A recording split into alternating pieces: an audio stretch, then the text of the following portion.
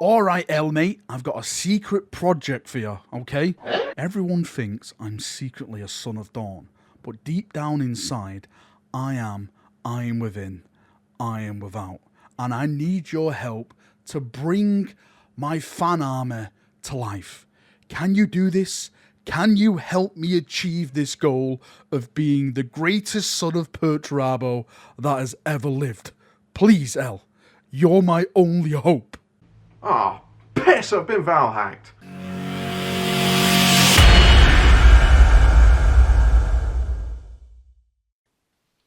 Ladies and gentlemen, my name is Elston. If you didn't know who that was Chapter Master Valrak. He's more well known for stuff like this. 3, 2, 1, roll with it. Oh my fucking good god. Fuck off! Fuck! Oh! I'm gonna have to do it once because Archimus is... No! Archimus! Behave, heal! I'm gonna have to hold him. Right. Me and Archimus are gonna watch the marbles. I'm trying to do marbles, Archimus! No! God damn it, man! Oh my god! The stream is going on fire! God damn it!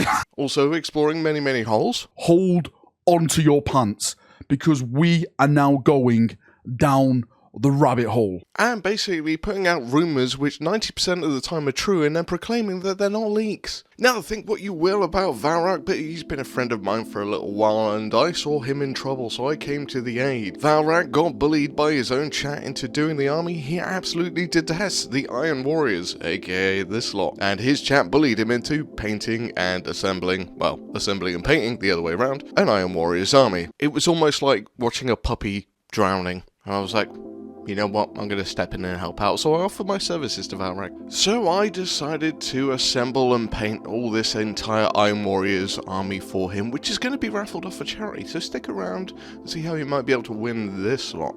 I wanted to talk to you all about the amount of effort that you should go into when painting an army. This can cause some controversy sometimes because some people seem to think that there is some magical standard that everyone should abide to when painting an army. This obviously is bullshit. So, think there's a standard, go do one. Now the question arose, how much effort should I actually put into painting an army for charity? Obviously the morally correct decision is as much effort as humanly possible, but you know, life is not always that way. We don't all have an infinite amount of time. I'm not a millionaire. I've got to do my own job. I've got to have a real life. I've got to look after my family. So, how much effort should I put into painting an army? How much effort should I go through to get to there? Should I mask off all of the legs so that I can get some chevrons on all of them? Should I mask off all the shoulder pads? Should I put a shading effect on the vehicles? Should I weather them? Should I put glow effects on the power weapon? Should I paint the eye lenses? Should I do all the little bits and bobs that should be required? These are essentially the longest points of time in painting an army. The bulk of the colour usually gets done pretty rapidly. But all the little details, that's when we've got to think, how much effort should I actually put in? Now this doesn't just apply to painting, the assembly process is one of those things as well. Because I have a complete pathological OCD for assembling armies and so forth, I find my best tactic is to clip all the models off their sprues and organise them into the correct parts. Now the Mark 6 Marines from Heresy 2.0 basically only have 5 combinations, Marine 1, 2, 3, 4 and 5. Now there are also corresponding arm sets, 1, 2, 3, 4 and 5. Now to get the maximum variation out of this, what we're going to do is assign arms 1, 2, 3, 4 and 5 to Marines 1, 2, 3, 4 and 5. Then we're going to assign arms 1, 2, 3, 4 and 5 to 2, 3, 4, 5 and 1. You all ready for this? Now we're going to do 3 on 1, 4 on 2, 5 on 3, 1 on 4, 2 on 5, 4 on 1, 5 on 2, 1 on 3, 2 on 4, 3 on 5, 5 on 1, 1 on 2, 2 on 3, 3 on 4, 4 on 5. I hope you're all paying attention. So how much effort should we put into assembling our models? Should we scrape off every single mold line that, in all honesty, will not be viewed at the tabletop level? Only if you're looking at the underside right up his crotch, and if you're looking at a Space Marine's crotch, shame on you, are you going to see this mold line? Should we bother doing that? My personal opinion is no. What's the point? No one's going to look at that. Now, if you're doing it for display model purposes, then fine, go for it. But here's the point. Different levels, and I hate using the term levels because levels is not a thing, but different standards of finish require different amounts of effort.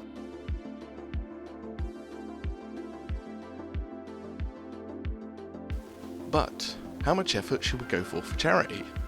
This was my quandary. I could have gone to display level with all of these, but it's very unlikely they would have been finished in time. I did have a certain deadline because these needed to be done by Christmas. Hence, yay. So I had to decide and I had to make some decisions.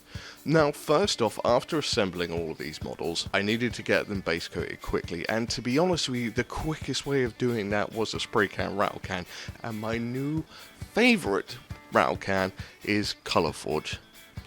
These cans are bigger than the Citadel ones, and they don't cost as much, and you can get a silly amount coated with them. I think I'm at around 200 Space Marines out of one can. So, yeah, COLOURFORGE, they helped me out massively, and it only gave me 3 cans, and oh my god, life changer.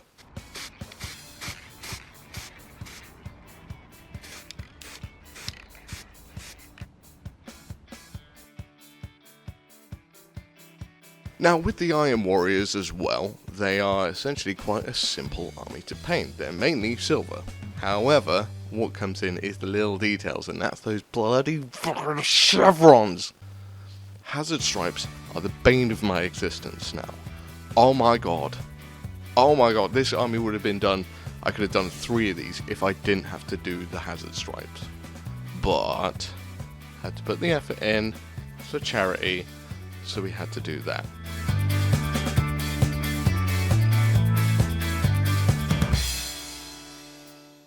Now, the easiest thing for me to do, and I figured out this was the most effective use of my time, and therefore required a little bit of effort and planning, but the reward, I think, worked out. When assembling this army, I decided to remove the shoulder pads, which were blank, not the studded ones, and the legs of the Space Marines where I could. The Mark 6 kit for Space Marines is not really a multi-pose kit. They're relatively uniform, but one of the main things is usually a leg missing, is a leg separate which needs to be glued on. Now I decided to keep that leg off, and that leg was going to be chevron, so where I could, I removed a leg. But this paid off in the end because I was able to paint them all yellow, do all the hazard stripes without it affecting the silver, so I didn't have to mask off a massive amount of Space Marines because I could just paint the shoulder pads and the legs like that. Same for the Terminator as well, the shoulder pads, they were all painted separately. So again, a little bit of effort to get the reward. Now I'm going to quickly break you out of philosophical land and bring you back into tutorial land. We're going to have a look at the masking tape side of things. Masking tape initially from Tamiya, which is the one I'm using here, comes out pretty okay. However, it's still a little bit tacky. If your paint's not fully cured, or even sometimes when it is fully cured, this tape can rip up the paint. So my advice is, when you lay it down a couple of times, peel it back up, lay it back down again. You'll get off the initial tack. All we're trying to do is mask off the area. We're not trying to rip the paint off, and we're not trying to stick the tape to this too much. We just want it to mask off the area. Now, masking tape is great if we're doing it en masse because it's a lot easier to manage rather than freehanding it all. That would be insane. If we use the masking tape as the distance between each other, so you lay one piece of tape down, lay another right next to it, and then lay a third. Then take away the second, and you've got your hazard stripes. After the masking tape's down, we're just going to stick all the shoulder pads to a base using some blue tack, white tack, whatever you call it, and then we're going to coat the shoulder pads, all legs, in a black, then a grey, and then we're going to use sombre grey. To be honest with you, it really doesn't matter too much about the colours here. It's up to you what you want to do. I used 3 types. You could get away with 2, you could get away with 1, but I used 3, and I was aiming more for a cold blue, just because the yellow is quite warm. Obviously, I want to put a little bit of contrast in there, so I went with a cold blue to emphasize it. I would also advise as well, trying to put a layer of varnish down before you do this. At least it gives a little bit extra protection. Now, if you're looking to pick up your own Age of Darkness box set or Heresy models at all, I would ask, please can you go consider Firestorm Games. I've got an affiliate link with them, and they're my local store as well, so check the link below if you want to check out Firestorm Games. They are really good on their shipping side of things, so yeah, tell them I sent you as well.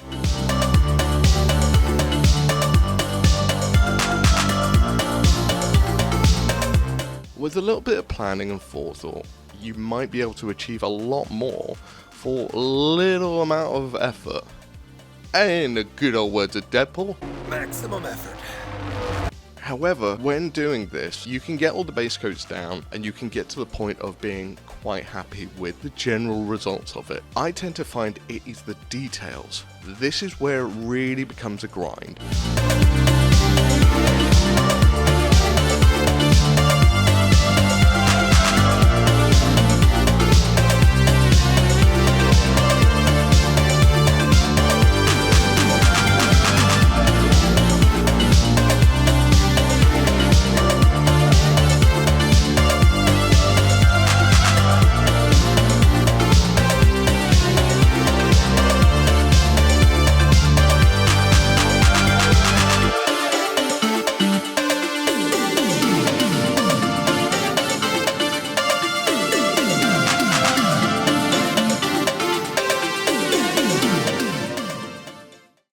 Effort. Should I paint all the eye lenses? Again, we're doing this for charity, so ideally, yes. Yes, we should. So, paint all the eye lenses. Should I put a gloss varnish over all the eye lenses to make them look shiny? Again, for charity, yes, and did that. Now, should I weather up all the shoulder pads and put little chips and dings and stuff like that with some sponge effects? Yes. Yes, I should.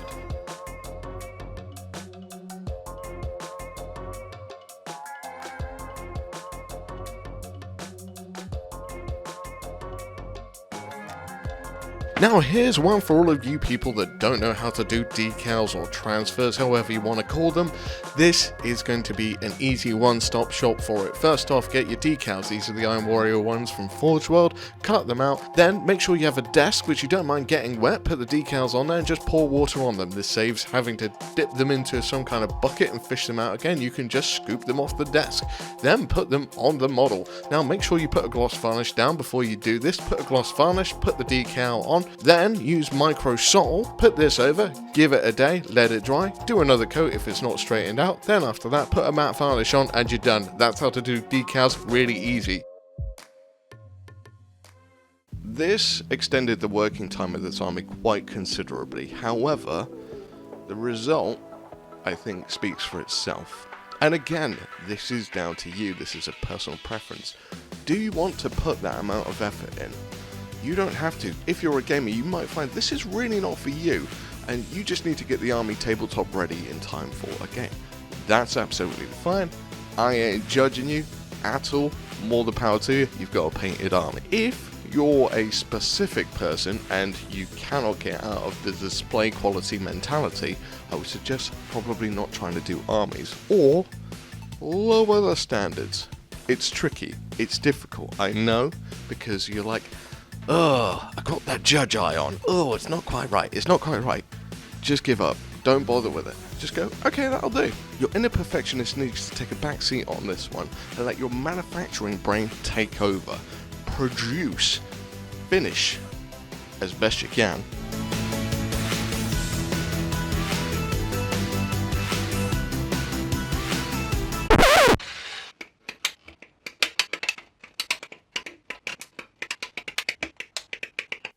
So here's my last little bits of advice on how to do painting. So we're going to look at the vehicles, and what we're going to do is we're going to try and create a metallic finish. Now this is a pretty easy effect. All you need to do is switch your highlights from the top to the bottom. It's that easy, to be honest with you. Giving off the reflection coming from the bottom gives off a metallic feel to it. And all we're going to do with that is use a silver, and then I'm going to highlight the tops with a candy black to give the shadows back to the top area, and therefore giving us our metallic look. After that point, we're going to move on to doing the yellows, and we're going to cling film the bugger so that we can spray it white, then do our yellow effects, get our hazard stripes on, get the decals on, and then we're done. However, I'll give you a warning, I used chipping medium on this, and it went horribly wrong. So, watch out for that. Chipping medium's a bit odd.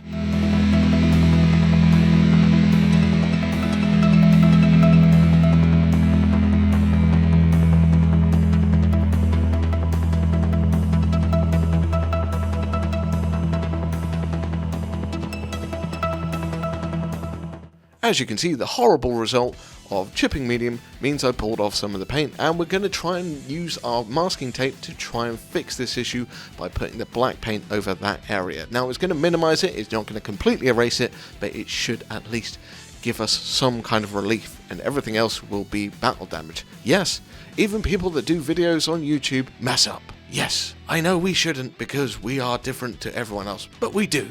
So here it is, and there you go.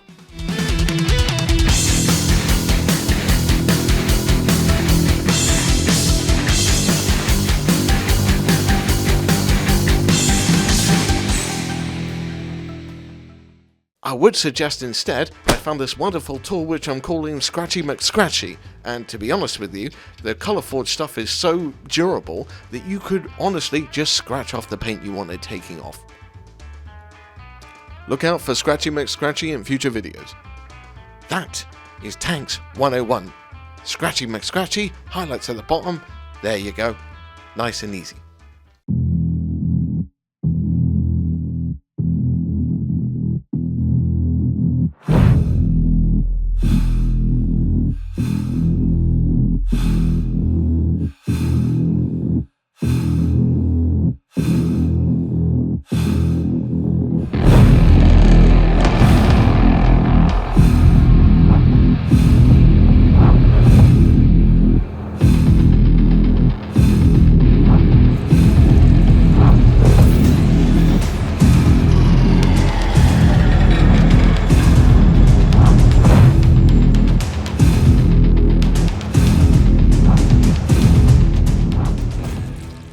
So in this scenario, this army's done. Is it perfect? Probably not, but it's bloody good. I mean, at least I think so. Now, how do you get the maximum amount of effort out of painting and everything like that? To be honest with you, I can't tell you all of that. This is a journey you'll have to go on. And it's a journey I've been on for a long time. But the effort that you put in depends completely on your willingness and what you want to achieve. Effort doesn't mean that you have to do display quality on everything. It really isn't. Effort is just putting the time in so that the finished product looks good. If you haven't noticed as well, I've decided to make one of the 10-man squads in this army a fully autocannon heavy support squad. And here's another thought process as well. Because this army is getting raffled off for charity, I thought the maximum effort I can do is make this appealing to all sides. So I've tried to make this army a game-worthy army. So I think this army would do okay on the tabletop. So I've now painted this army up for Valrak, and he's going to be playing this against his own Imperial Fists, I believe. Now, I didn't want Valrak to get all the glory for this, because Valrak bought this army, and he sent it to me to paint. So, as much as you might have problems with Valrak, if you do, he bought this with his own cash, sent it to me, I painted it up, it's then going to get raffled off for charity. So, to me, that says he's not a bad dude. But I wanted to add in an extra contribution towards this army as well. So, this is my little surprise, Valrak. Have a look at these.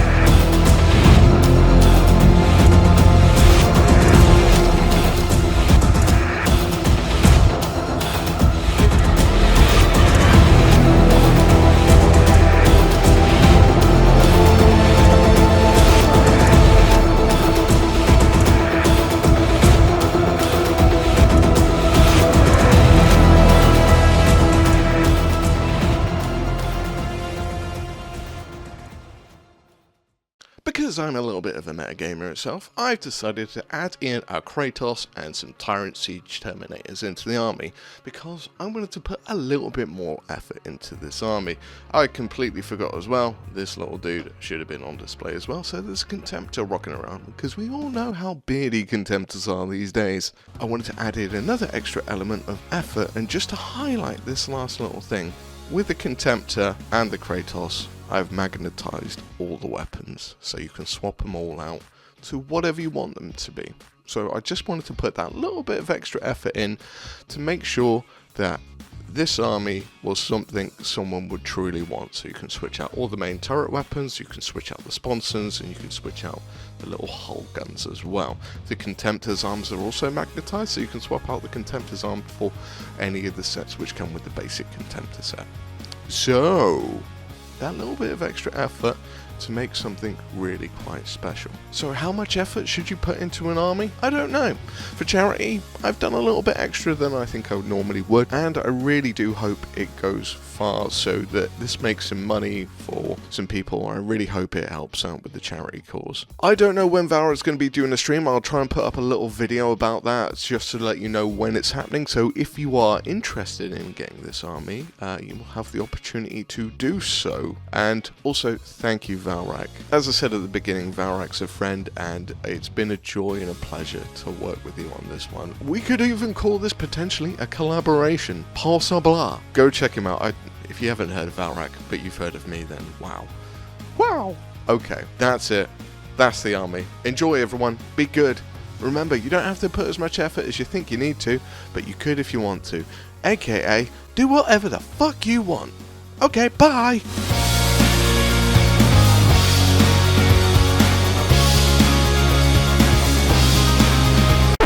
Oh, one last thing. Because I'm a little bit of a troll, here's a wonderful little music montage for Valrak. Enjoy! 3, 2, 1. Fuck! 3, 2, 1. Fuck! 3, 2, 1.